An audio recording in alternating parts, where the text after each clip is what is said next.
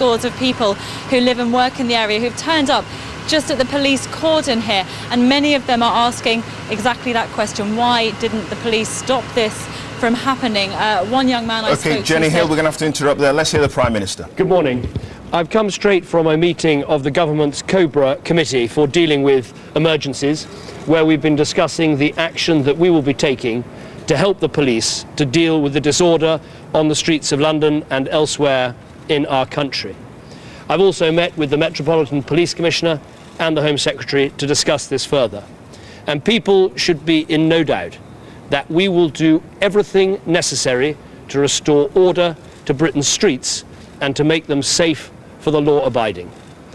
Let me first of all completely condemn the scenes that we have seen on our television screens and people have witnessed in their communities. These are sickening scenes of people looting, vandalising, thieving, robbing, scenes of people attacking police officers and even attacking fire crews as they're trying to put out fires. This is criminality, pure and simple, and it has to be confronted and defeated. I feel huge sympathy for the families who've suffered, innocent people who've been burned out of their houses, and to businesses who've seen their premises smashed, their products looted, and their livelihoods potentially ruined. I also feel for all those who live in fear because of these appalling scenes that we've seen on the streets of our country.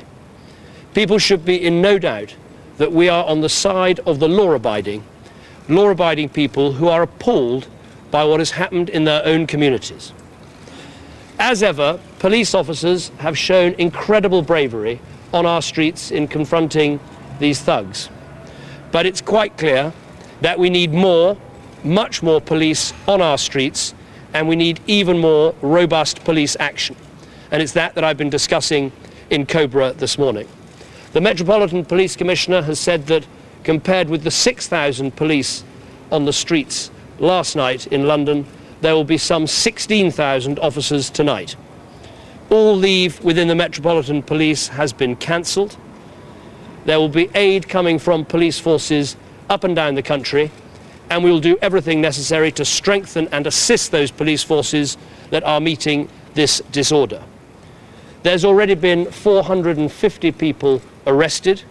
We will make sure that court procedures and processes are speeded up, and people should expect to see many more arrests in the days to come.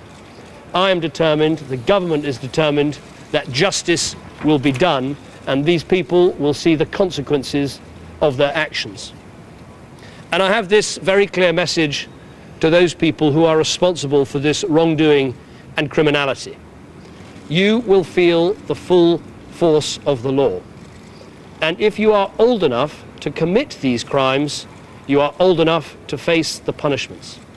And to these people, I would say this: you are not only wrecking the lives of others, you're not only wrecking your own communities, you are potentially wrecking your own life too.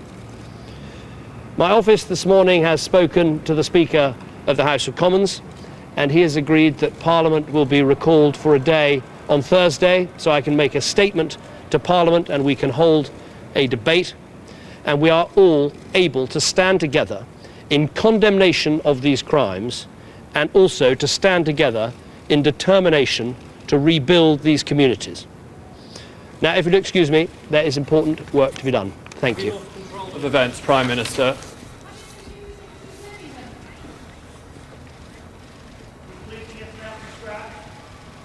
The Prime Minister there giving his first statement on the crisis of the last few nights. He condemned the scenes of violence that he says everyone's been watching on their television screens. He said they were sickening, the scenes of looting, theft, robbery and attacks on fire crews.